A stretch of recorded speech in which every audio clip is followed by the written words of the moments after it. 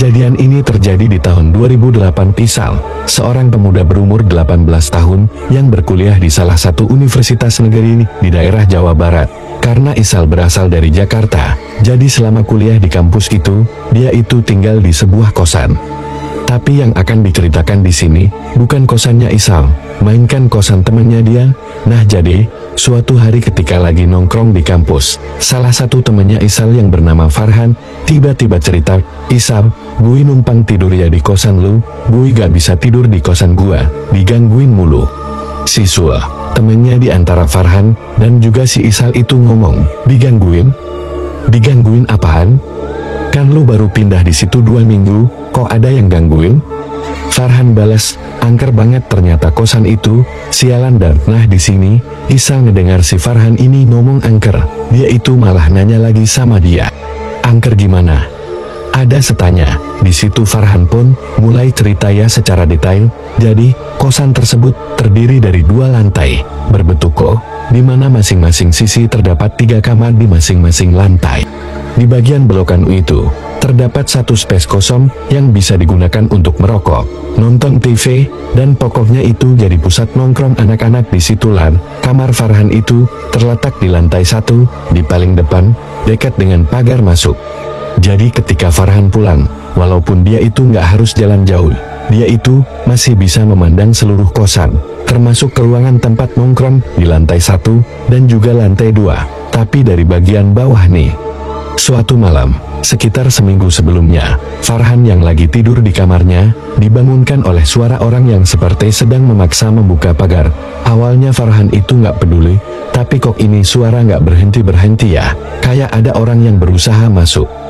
Tapi kayak nggak punya kunci gerbangnya gitu.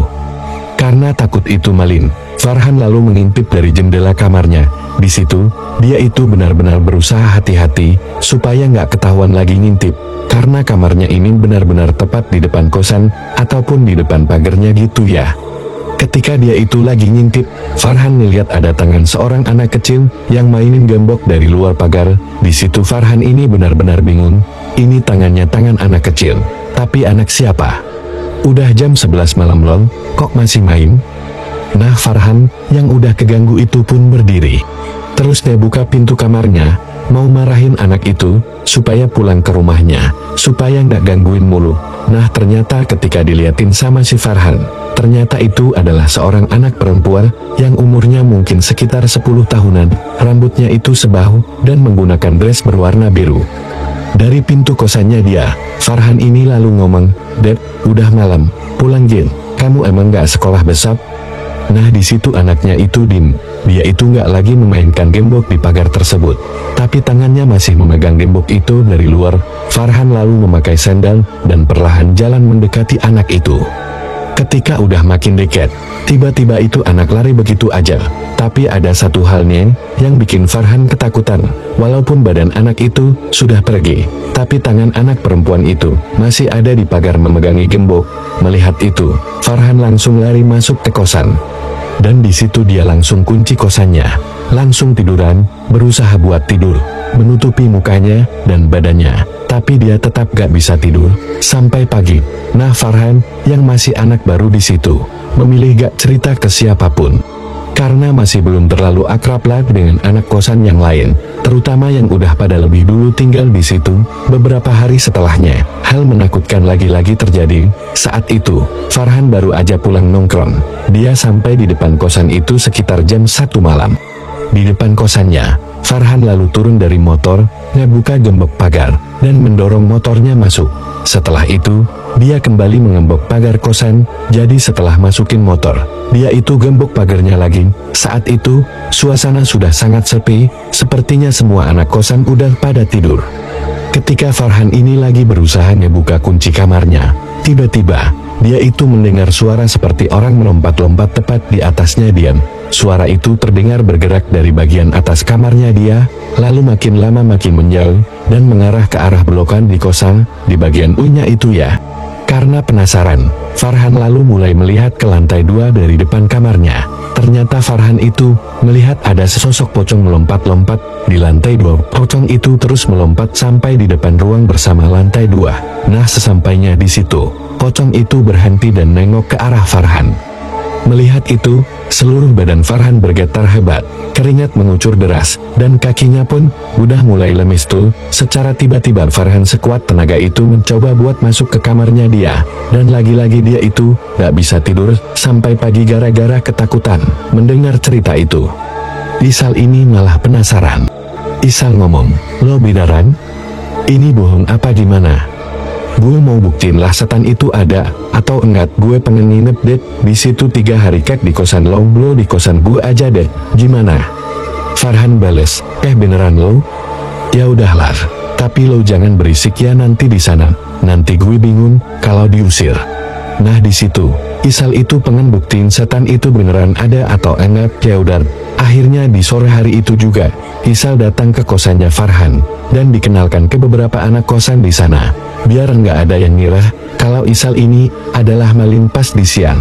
Mereka itu tukeran kunci. Terus si Farhan sama si Isal ke sana buat kenalin gitu ya.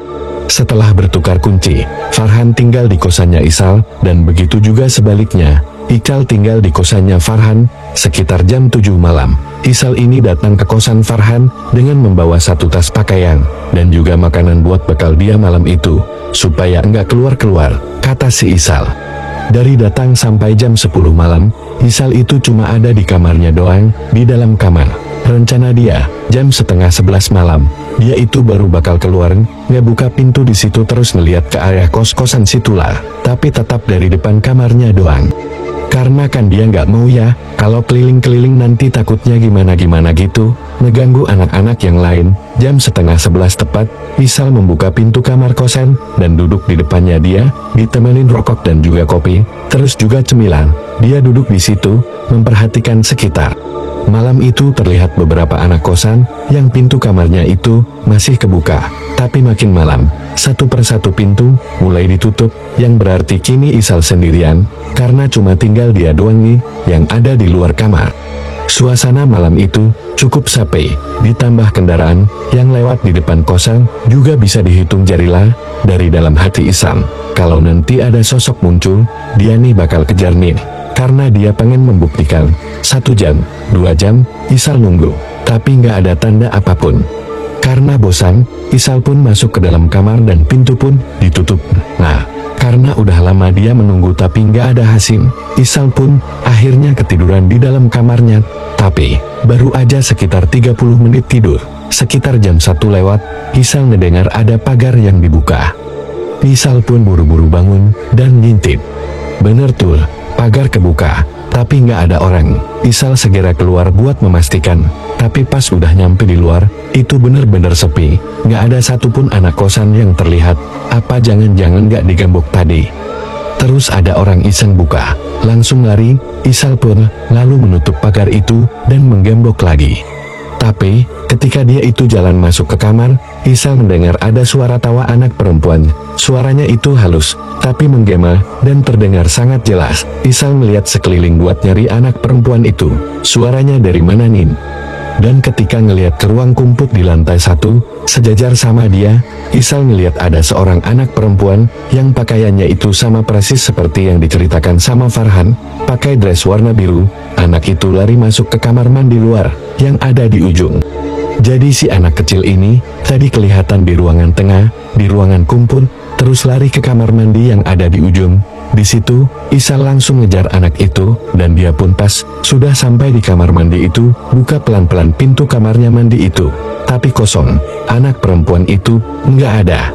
Di situ, Isal mulai goyah. Dia mulai ngerasa takut, tapi karena setannya ini masih berbentuk anak kecil ya, dia masih anggap terlalu gimana lah, kata si Isal. Suara anak perempuan itu kedengeran lagi. Kini, anak itu tepat berada di depan kamarnya Farhan, lari masuk ke dalam kamar. Isal lagi-lagi langsung buru-buru ngejar anak perempuan itu. Dia langsung masuk ke kamar. Tapi lagi-lagi di dalam kamar nggak ada siapa-siapa fix. Ini kawasan angker. Isal sudah membuktikan kalau setan memang beneran ada, dan kini dia makin ketakutan. Nah, Tapi kalau dia pulang saat itu juga, bisa dicap penakut nih sama Farhan, dan juga Sul. Akhirnya, dia pun memutuskan untuk mencoba menahan diri, tetap tinggal di kosan Farhan. Karena benar-benar udah ketakutan, si Isal ini kali ini, udah langsung masuk ke kamar, pintunya dikunci, dan dia pun langsung tidur. Nah, kejadian yang bikin Isal kapok, itu terjadi di malam hari itu juga. Sekitar jam 3 pagi, Isal yang udah tidur, itu kebangun gara-gara ada bau singkong bakar. Karena kamar itu gelap, Isal itu sama sekali gak bisa ngeliat apa-apa. Tapi bau singkongnya itu ya tercium dari dalam kamarnya. Dian Isal pun berusaha bangun, tapi ketika dia itu pengen bangun, badannya menyentuh sesuatu. Ini Farhan kali ya? Tapi ngapain dia di sini? Kan dia di kosan gua, pikir Isal saat itu. Isal lalu mulai mengucek-ngucek matanya, supaya bisa melihat dengan jelas, apa yang bikin dia tadi kesentuh gitu ya. Tapi yang buat si Isal itu bingung, bau singkong bakarnya itu, kayak berasal dari sosok yang ada di sampingnya dia. Yang tadi dia itu kenal. Isal pun, kembali coba menegaskan matanya. Dan betapa kagetnya Isal, ternyata yang ada di baliknya dia, yang ada di sampingnya dia, yang tadi kena sama dia, ternyata adalah sesosok pocong. Pocong itu tidur bersebelahan dengan Isal, tapi lawan arah dengan si Isal. Jadi yang ada di dekat mukanya Isal itu adalah kakinya, sedangkan kepalanya itu berada di bagian kakinya Isal. Nah, Isal itu bangun, terus dia ngeliat ke arah pocong tersebut, ke arah mukanya. Ternyata sedari tadi pocong itu udah ngeliat ke arah Isal. Pocong itu melebarkan senyumannya. Pocong dengan wajah yang mulai kehitam-hitaman itu tersenyum ke arah Isal, membuat Isal pun pingsan seketika. Ketika sadar, ternyata udah jam 8 pagi, dan Isal pun buru-buru langsung pergi dari kosan tersebut, langsung balik ke tempat tongkrongan, ke kampus.